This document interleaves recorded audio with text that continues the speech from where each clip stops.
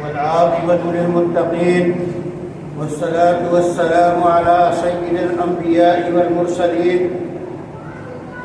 وعلى آله وأزواجه وذرياته وصحبه الهاديين المهديين ومن تبعهم بإحسان إلى يوم الدين. أعوذ بالله من الشيطان الرجيم. بسم الله الرحمن الرحيم. محمد رسول اللہ. حضرات گرامی، اللہ تعالیٰ نے حضور اکرم صلی اللہ علیہ وسلم کا تعارف قرآن میں کرایا کہ محمد اللہ کے رسول ہیں. یہی سب سے بڑا آپ کا تعارف ہے، یہی سب سے بڑی آپ کی حقیقت ہے کہ آپ صلی اللہ علیہ وسلم اللہ کے رسول ہیں. رسول کا کام یہ ہوتا ہے کہ وہ اللہ تعالیٰ کے پیغامات کو، اللہ تعالیٰ کی دی گئی ہدایات کو انسانوں تک پہنچائے. یہ ایک نظام ہے اور اس نظام کے تحت سب سے پہلے رسول جو ہے حضرت آدم تھے اور سب سے آخری رسول جو ہے محمد صلی اللہ علیہ وسلم. محمد صلی اللہ علیہ وسلم تمام رسولوں میں سب سے افضل، تمام انسانوں میں سب سے بہتر، ایک مکمل انسان، ایسا انسان جس کے اوصاف کو اور صفات کو خود اللہ تعالیٰ نے بیان کیا. قابل اعتماد انسان کہ رسول کی ذات پہ مکمل اعتماد اور اس اعتماد کے ساتھ پھر اللہ کے رسول پہ اسی عظیم ترین شخصیت ہونے کی بنیاد پہ اس پہ ایمان لانا ضروری ہے. بغیر رسول پہ ایمان لائے اللہ پہ ایمان نہیں ہو سکتا، اللہ کی کتاب پہ ایمان نہیں ہو سکتا.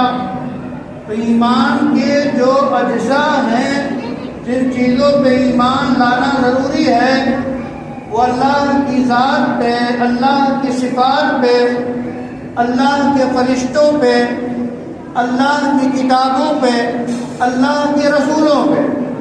اور یہ ساری باتوں تک رسائی ہوتی ہے رسولوں کے ذریعہ. اور آپ صلی اللہ علیہ وسلم سید الرسول ہیں، تمام رسولوں کے سردار ہیں. تو قرآن نے کہا محمد اللہ کے رسول ہیں. حضور اکرم صلی اللہ علیہ وسلم کا تعارف قرآن نے اور بھی کرایا، مختلف آیات ہیں. انہی میں سے ایک حیثیت آپ کی بیان کی گئی کہ وَمَا أَرْسَلْنَاكَ إِلَّا رَحْمَةً لِلْعَالَمِينَ، کہ ہم نے آپ کو سارے جہانوں کے لیے سراپا رحمت ہی بنا کر بھیجا. تو آپ انسانوں کے لیے رحمت، آپ حیوانوں کے لیے رحمت، آپ اس کائنات کے لیے رحمت. تو آپ بحیثیت رحمت اور بحیثیت نعمت کے تشریف لائے اور قرآن نے تعارف کرایا آپ رحمت ہیں. آپ صلی اللہ علیہ وسلم کو اعلیٰ ترین اخلاق سے نوازا گیا.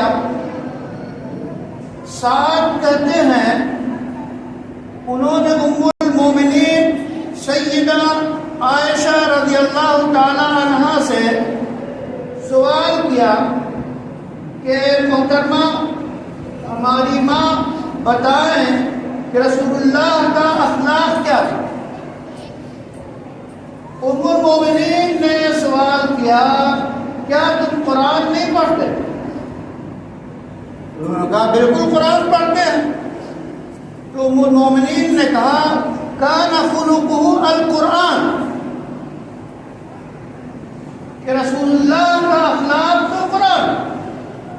قرآن کو پڑھ، اللہ کے اخلاق، اللہ کے رسول کے اخلاق سے واقف ہو جاؤ. خود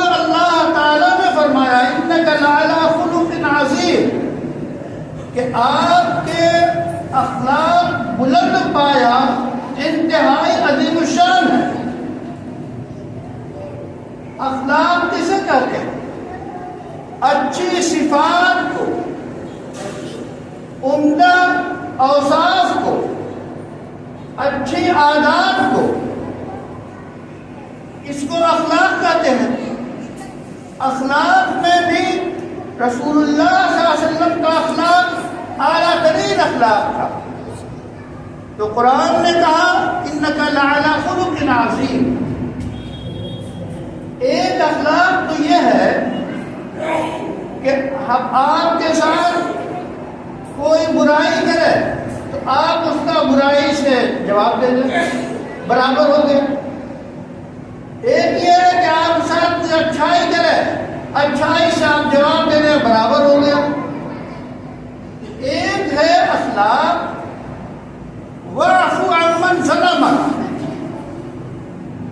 کہ جو آپ پہ زیادتی کرے، آپ کے خلاف باتیں کرے، آپ پہ ظلم ڈھائے، اس کو آپ معاف کر دیں۔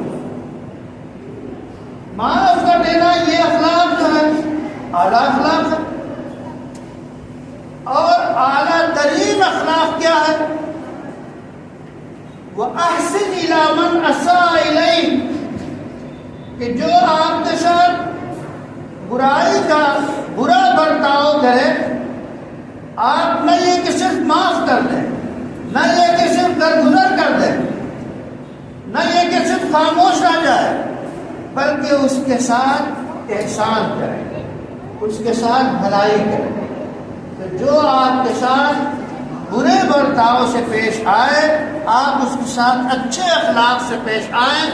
یہ ہے اعلیٰ ترین اخلاق۔ یہ تھا اخلاق رسول اللہ صلی اللہ علیہ وسلم کا کہ جب آپ مکہ میں داخل ہوئے فاتح کی حیثیت سے، یا تصور کے لیے اس مکہ میں جس مکہ کے لوگوں نے آپ کو نکالا تھا، آپ کو ہجرت پہ مجبور کیا تھا، آپ کو اور آپ کے ساتھیوں کو ستایا تھا، جب اس مکہ میں آپ داخل ہو رہے ہیں، فاتحانہ داخل ہو رہے ہیں، تو فتح کے موقع پہ کیا کچھ ہوتا ہے آپ جانتے ہیں۔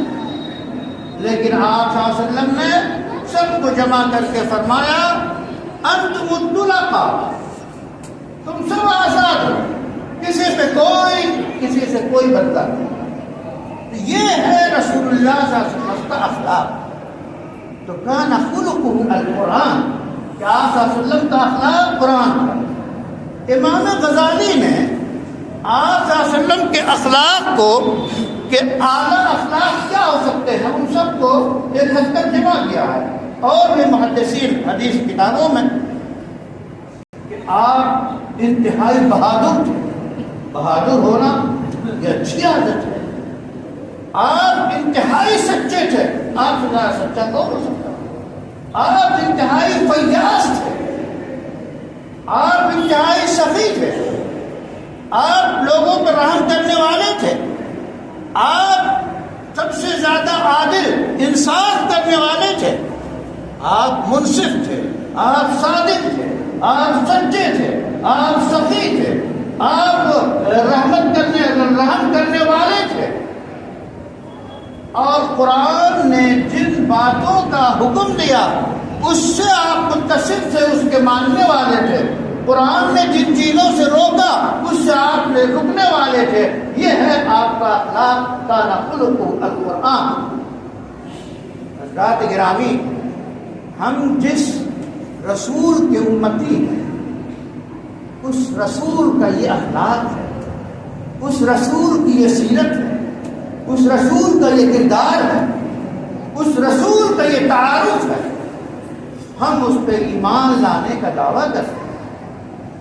ہماری ذمہ داری ہے کہ رسول اللہ کے اخلاق کو ہم اپنائیں، اس سچائی کو اپنے اندر سمو لیں، اور آپ کے اعلیٰ درجے کے اخلاق کو اگر ہم معاشرے میں برتیں، رشتہ داروں میں برتیں، گھر میں برتیں، حتیٰ کہ رسول اللہ صلی اللہ علیہ وسلم کی عادت شریفہ تھی کہ گھر میں ہوتے تو گھر والوں کا ہاتھ بٹاتے، اگر جوتے آپ کے ٹوٹ جاتے تو اس سے داغ لیتے، کپڑا پھٹ جاتا تو آپ اس کو رفو کر لیتے۔ کوئی تصور ہے؟ ان چیزوں کا آج کوئی ہمارے گھرانے میں تصور ہے؟ تو گھر والوں کا ساتھ دیتے آپ، ان کے ساتھ یہ تب جا کے اچھی معاشرت، آپ گھر میں بھی ہیرو ہوں، گھر میں بھی اچھے ہوں۔ دنیا تو باہر ہیرو ہوتی ہے لیکن گھر میں آ کے زیرو ہو جاتی ہے، اخلاق بگڑ جاتا ہے، معاملات بگڑ جاتے ہیں، اچھے طور پر پیش نہیں آتا۔ رسول اللہ کی شان یہ تھی کہ آپ باہر بھی اعلیٰ درجے کا اخلاق، اور اس کی شروعات گھر سے ہوتی ہے۔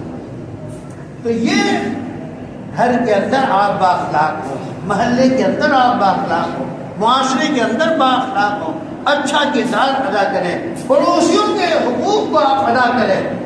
اس طرح ہم معاشرے میں اپنا تعارف کرائیں۔ صحابہ کرام کی کیا حیثیت تھی؟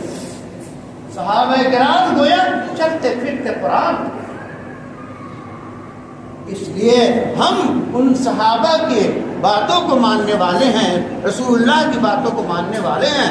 چلتی پھرتی حدیث، چلتی پھرتی کتاب کی روشنی میں جب ہم لوگوں کے سامنے آئیں گے تب آپ کی وقت ہوگی، تب لوگ اسلام کو اور ایمان کو پہچانیں گے۔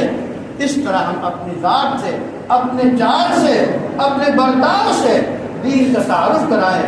وآخر دعوانا الحمدللہ رب العالمین۔